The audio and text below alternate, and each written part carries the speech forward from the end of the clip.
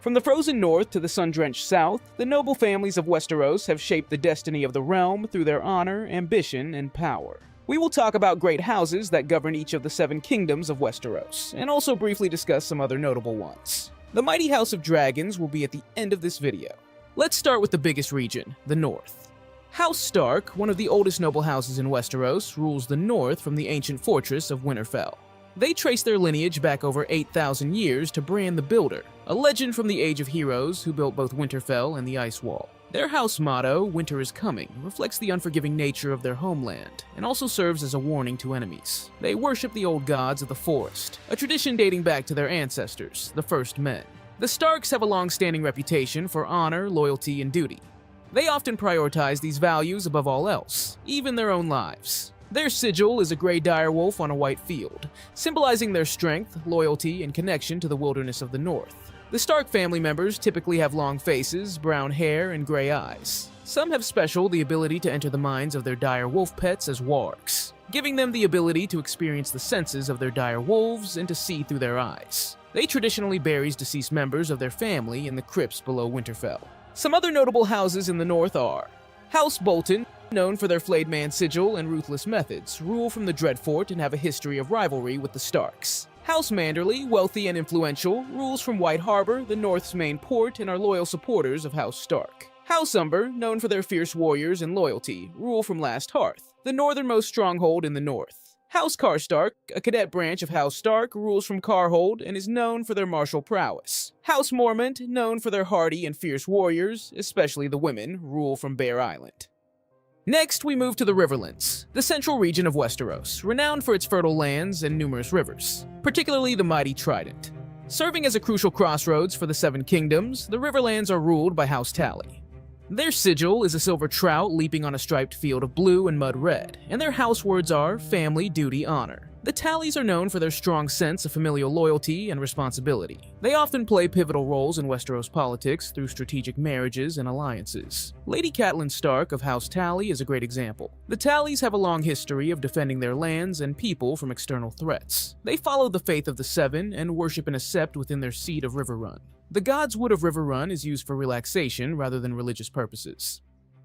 The next biggest house in the Riverlands is House Frey. They basically make their living by being in a strategic location of the Twins, positioned at a crossing over the Green Fork of the Trident. The Freys amassed wealth and influence by charging tolls and securing advantageous marriages. We all saw what happened to Robb Stark at the Red Wedding when he refused to marry Wood of Frey's daughter. The 2 other notable houses in the Riverlands are the Bracken and the Blackwood. They don't particularly like each other. We saw in House of the Dragon Season 2 that these 2 houses engaged in a bloody battle, kickstarting the Targaryen civil war that spread throughout the realm. Moving to the eastern side of Westeros, the Vale. Surrounded by the Mountains of the Moon, the Vale is one of the most defensible regions in Westeros. House Arryn rules the Vale of Arryn from the impregnable Eyrie, a castle high in the Mountains of the Moon. To reach Eyrie, one has to pass through a narrow pass with a series of keeps called Gates of the Moon. Similar to the Tullys, and in contrast with the Stark, the Arryn are descendants of the Andals, who invaded and settled in Westeros thousands of years ago. They place a high value on chivalric ideals and knighthood, reflecting the Andal traditions. Their motto is, "As high as honor," and their sigil is a sky-blue falcon soaring against a white moon on a sky-blue field. The Game of Thrones series opens with the death of Jon Arryn, head of House Arryn, who served as King Robert Baratheon's Hand of the King. Some other houses in the Vale are House Royce of Runestone, House Corbray of Heart's Home, and House Hunter of Longbow Hall. On the other side of the continent, the Westerlands. House Lannister, the wealthiest house in Westeros, rules the Westerlands from their seat at Casterly Rock, a formidable fortress carved into a massive rocky promontory overlooking the Sunset Sea. Their gold mines provide the economic foundation of their power, allowing them to exert significant influence over the realm. The Lannisters are known for their golden hair and striking looks, often embodying a mix of charm and cunning. The sigil features a golden lion on a crimson field. Their official motto is, "Hear me roar," but most people know the phrase, "A Lannister always pays his debts." It can be understood as both financial debt and retribution. The Game of Thrones series heavily featured strong characters from the Lannister family: Tywin, Cersei, Jaime, and Tyrion. Next, we have House Tyrell of Highgarden. ruling over the fertile and populous region of the Reach, is renowned for its wealth derived from bountiful harvests and beautiful gardens. Highgarden, their ancestral seat, is a magnificent castle surrounded by lush fields and vibrant flowers. The Tyrells are known for their strategic marriages and alliances, often using charm and diplomacy to secure their position. We all saw how skillfully Olenna and her daughter Marjorie Tyrell navigated the complexities of court politics to elevate the family's status. Their motto is "Growing Strong," and the sigil is a golden rose on a green field. Down to the southwest side of the Reach, we have House Hightower. The Hightowers are known for their distinctive appearance, often possessing pale skin and silvery hair, a trait that some speculate hints at ancient ties to Valyria. The family has a long history of wealth and influence, bolstered by their control over the ancient port city of Old Town, which houses the Citadel, the headquarters of the Order of Maesters, and the Starry Sept, once the seat of the Faith of the Seven. The Hightowers are at the heart of intellectual, spiritual, and commercial activity. The Hightowers are among the oldest and proudest of the great houses. They have often preferred trade instead of war, acting as intermediaries and power brokers. They have also avoided many wars because of their support for the Faith of the Seven.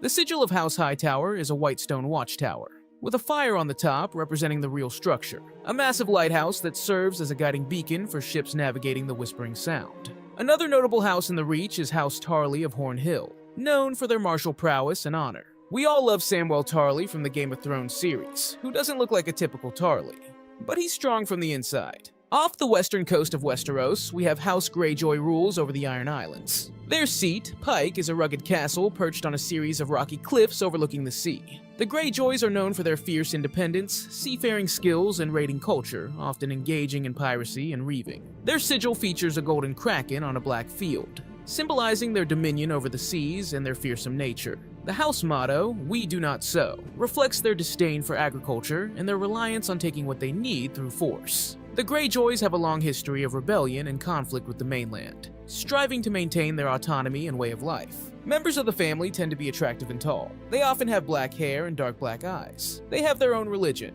worshipping the drowned god. One of the most distinctive religious practices among the Ironborn is the ritual of drowning and resurrection, in which the priest literally drowns the person and then performs CPR until he or she spits up water. Moving south to the Dorne, known for its hot climate and distinct culture influenced by Rohinish customs, we have House Martell. Their seat, Sunspear, is a sun-drenched castle complex located along the coast of the Summer Sea. The Martells are unique among the great houses for their equal treatment of men and women in matters of inheritance and leadership. Their sigil is a red sun pierced by a gold spear on an orange field, symbolizing their fierce and resilient nature. The house motto, "Unbowed, Unbent, Unbroken," encapsulates their determination and enduring strength. The Martells have a history of defiance and independence, maintaining a distinct identity within the Seven Kingdoms. Dorne is the only kingdom that successfully fenced off the Targaryen conquest. The ruling princess of Dorne, Marya Martell, famously said, "You may burn us, my lady, but you will not bend us, break us, or make us bow. This is Dorne. You are not wanted here. Return at your peril." The mighty Rhaenys and Meraxes were even killed during an assault on the Hellholt. An iron bolt from a scorpion, a giant crossbow, struck Meraxes in the eye, causing the dragon to crash to the ground, killing both dragon and rider. Ultimately, the Targaryens had to accept that Dorne could not be conquered by force. Over a century later, Dorne was brought into the realm through marriage and diplomacy rather than war. To the northeast side of Dorne is the Stormland, a rugged and stormy region with House Baratheon ruling. Their ancestral seat, Storm's End, is a massive and ancient fortress famed for its ability to withstand sieges and the fierce storms that batter the coast. The Baratheons are known for their formidable martial prowess and strong-willed nature. Members of the family tend to be tall and powerfully built, with black hair and blue eyes, as well as strong, square jawlines. They are known for their mercurial tempers. Their sigil features a crowned black stag on a gold field, symbolizing strength and nobility. The house motto, "Ours is the Fury," reflects their fierce and unyielding spirit. House Baratheon gained prominence when Robert Baratheon led a rebellion against the Targaryen dynasty, eventually becoming king of the Seven Kingdoms. Now we move to some of the most important houses in the House of Dragon series. House Velaryon of Driftmark rules the island of Driftmark, the largest island of Blackwater Bay in the Crownlands. Their castles include Driftmark and High Tide. The head of House Velaryon is titled Lord of the Tides and Master of Driftmark. Their arms depict a silver seahorse on sea green. House Velaryon is of Valyrian descent, and its members often have Valyrian features, such as silver gold or silver hair and purple eyes. In the show, they distinctively depict the Velaryon as black skin with silver hair. They are known for their maritime prowess, commanding a powerful fleet that often serves the royal house. House Velaryon's wealth comes from their control of shipping and trade routes, making them an influential naval power. Loyal allies to the Targaryens, they have a storied history of supporting their kin in times of war and peace. Finally, last but not least, the House of Dragon, the House of Blood and Fire. House Targaryen arrived in Westeros centuries before the events of the main series, marking their arrival with the construction of the imposing Red Keep in King's Landing. Their sigil, a three-headed dragon on a field of black, symbolizes their connection to the mythical creatures that once made them the dominant force in the Seven Kingdoms. Thanks to the ancient blood magic, the Targaryen was able to connect their bloodline with the dragons, allowing each family member to bond, claim, and ride with a dragon. One person can only claim one dragon, and one dragon can only have one rider at a time. Only when the rider is dead, the dragon can be claimed by another rider with Targaryen blood. Watch this video to know about the history, traits, and riders of all 26 known dragons in history. The Targaryen family is notable for their distinctive Valyrian features: silver hair and violet or indigo eyes that set them apart from the predominantly Westerosi population. They often married within their own family to preserve their Valyrian bloodlines, which sometimes led to instability and occasional bouts of madness among certain rulers, due to the genetic trait known as Targaryen madness. Throughout their history, House Targaryen produced a line of rulers known for their often charismatic and sometimes ruthless leadership. Their rule was marked by periods of stability and prosperity, as well as tumultuous times of civil war and rebellion, fueled by both internal and external challenges to their authority. Despite their formidable presence and the awe-inspiring nature of their dragons, the house faced decline and near extinction during Robert's Rebellion, when the last Targaryen king, Aerys II, was overthrown by Robert Baratheon. Survivors of the rebellion, such as Daenerys Targaryen, fled into exile across the Narrow Sea, as we all saw from the Game of Thrones series.